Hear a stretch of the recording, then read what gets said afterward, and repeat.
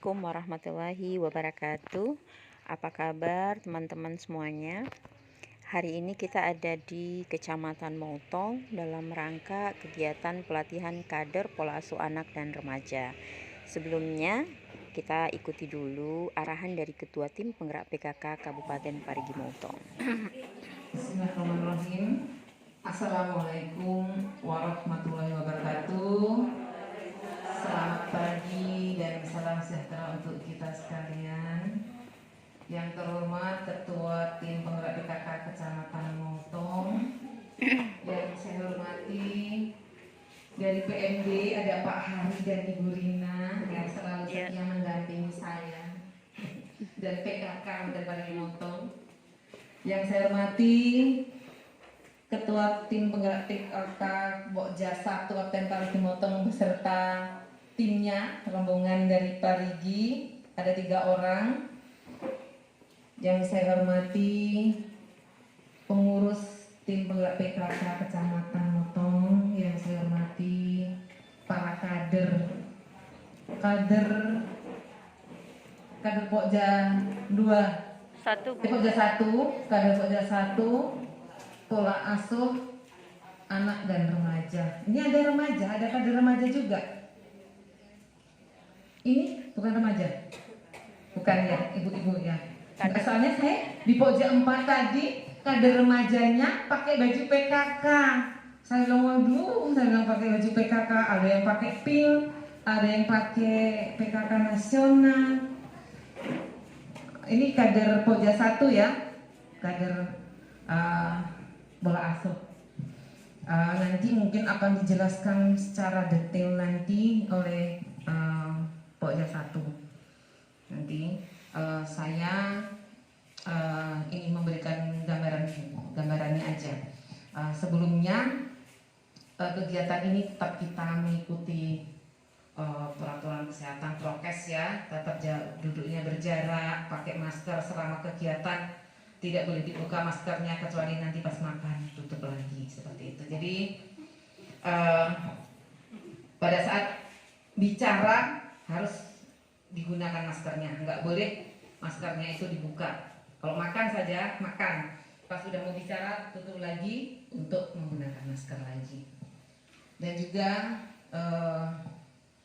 beberapa hari lalu saya juga diminta untuk sosialisasi melalui media itu tentang vaksin untuk ibu hamil dan ibu menyusui. Sudah ada, ini sebentar lagi akan di launchingkan ya. Jadi sudah ada vaksin untuk ibu hamil dan menyusui. Nah, ini sudah vaksin belum, Bu? Alhamdulillah. Kalau masih ada teman-teman kita, tetangga kita, saudara kita yang belum vaksin, ayo diajakin vaksin. Karena vaksin ini kebutuhannya kita. Saya sudah rasakan benar-benar yang terjadi. Waktu itu saya kena COVID 2019. Kena COVID dengan cucu-cucu saya di Jakarta. Dengan anak-anak saya dan cucu-cucu saya masih umur 1,5 juga kena COVID semua di Jakarta. Saya sudah sehat betul baru pulang ke Parigi. Belum ada vaksin waktu itu. Vaksin masih dibeli dan mahal, masih juta-juta. Selamat datang Ibu Camat Mautong. Saya dari duluan. Soalnya saya ada acara lagi di sini. Sudah acara kedua di sini. Tadi yang sana sudah. Saya lanjutkan ya. Jadi belum ada vaksin. Setelah saya vaksin, saya sudah vaksin 2 kali. Bapak belum bisa divaksin karena memang kurang sehat dan saya habis operasi. Bapak sudah kena COVID 2 kali sampai. Dan di lingkungan saya itu banyak yang kena. Tapi karena saya sudah divaksin, saya tidak kena. Ya. Jadi ini tolong, karena vaksin ini adalah kebutuhannya kita. Jangan hanya nanti yang kamu menerima BLT itu aja yang divaksin karena untuk syarat penerimaan BLT, bukan untuk pemerintah. Vaksin itu untuk kita. Kalau ada keluarga kita, teman-teman kita yang misalnya darah tinggi, kan tidak setiap harinya darah tinggi terus. Jadi kalau mau vaksin itu pas sehat, pas tidak naik tekanan darah tingginya, diperiksa, baru divaksin. Kan nggak langsung, kalau vaksin itu nggak langsung datang langsung ditusuk, enggak. Di screening dulu istilahnya, jadi ditensi, diperiksa dulu, ditanya dulu sakitnya apa, asma atau apa, bisa. Ya, saya punya besan asmanya parah banget, gulanya tinggi banget sampai kurus, sampai kalau asma bisa sampai melengkung badannya. Itu besan saya. Tetapi dia sudah vaksin. Saya bilang, kan tidak setiap hari sakit toh, tidak vaksin pada saat sehat. Sehat, alhamdulillah dia juga sudah vaksin. Dia juga sudah kena COVID. Betapa tersiksanya katanya COVID menyiksa dia. Untung masih diberikan kesempatan sama Allah, padahal dia itu ada penyintas. Dia gula, dia asma, tapi Allah masih berikan kekuatan kesehatan. Dia masih karena kalau penyintas itu memperberat virus itu lebih cepat untuk menyebarnya. Nah, ini yang harus kita sampaikan karena masih di tahun ini masih gratis. Januari 2022 bayar. Kalau tidak salah sekitar 600 atau berapa satu kali vaksin. Kalau 2 kali vaksin sudah 1 juta lebih. Mumpung masih gratis, sehatkan. Kalau ada yang kurang sehat, sehatkan, kuatkan hatinya, pergi vaksin. Yang dia masih di puskesmas tentunya dilayani. Dan juga saya titipkan sekarang ini program yang kedua adalah vaksin untuk ibu hamil dan menyusui. Nanti mudah-mudahan kalau ibu hamil pasti bidan itu kan tahu hamil keberapa. Saya tidak terlalu paham hamil keberapa bulan, ada aturannya dan kondisinya tentunya. Semuanya akan diperiksa, tidak semua ibu hamil itu langsung main ditusuk, datang ditusuk, tidak. Diperiksa dulu juga kondisinya. Sama dengan ibu-ibu semuanya. Mudah-mudahan ke depan kita sudah bisa terbebas karena sekarang ini kalau sakit kena COVID sudah tidak dibiayai oleh pemerintah.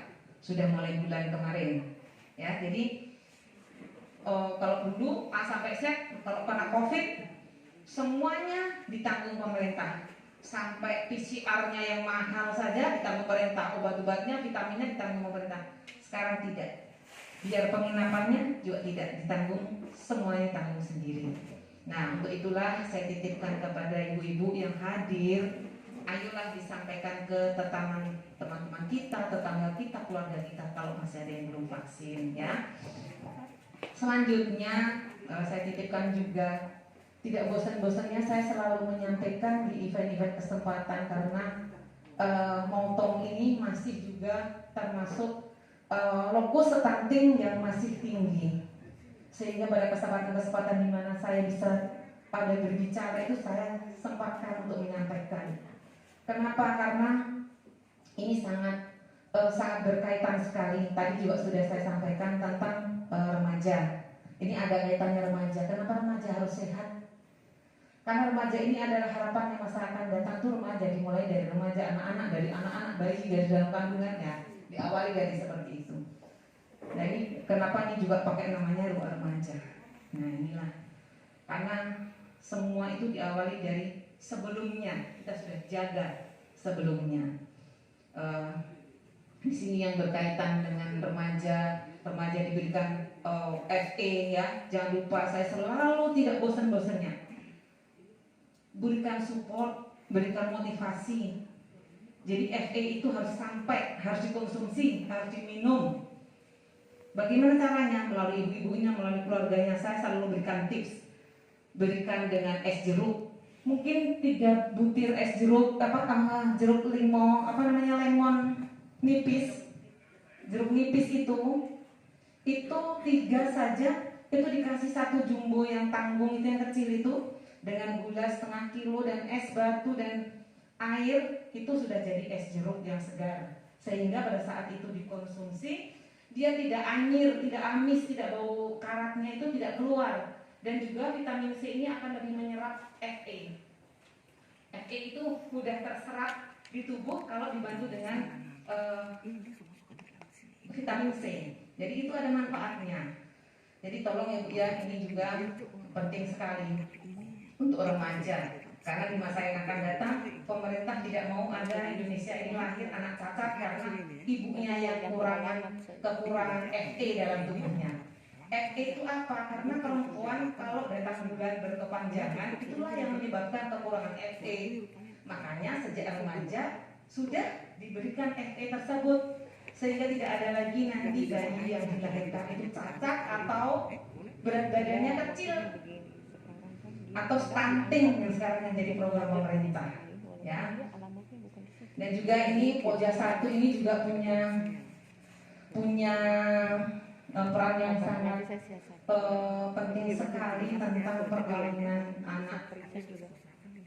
Perkawinan anak itu perkawinan yang belum mencapai 19 tahun. Ini masih dibilang perkawinan anak. Banyak sekali di tempat kita, karena nanti Pokja 1 yang detail akan menjelaskan. Saya jelaskan karena kalau belum usia 19 tahun tidak bisa diterbitkan buku nikah. Alasan dari kesehatan, kenapa? Usia di bawah 19 tahun remaja, anak-anak itu masih tumbuh. Kalau sudah 19 tahun itu sudah berhenti, tidak bisa tinggi, ya. Anak-anak sudah tidak bisa tinggi, tidak bisa besar. Sudah berhenti. Laki maupun perempuan itu 19 tahun itu sudah berhenti pertumbuhan badannya. Nah, kalau masih 15 tahun sudah hamil, mana ibunya yang tumbuh atau bayinya? Akhirnya bayinya tidak tumbuh, ibunya juga terhambat, apalagi kalau tidak dibantu, didukung dengan gizi yang sangat cukup atau lebih, karena untuk 2 orang yang harus tumbuh seperti itu. Sehingga itulah yang menyebabkan bayi dalam kandungan jadi kecil kerdil kalau makanannya saja nggak mencukupi, apalagi kalau dasarnya sudah kekurangan Fe, masih mulai dari remaja sudah kekurangan Fe.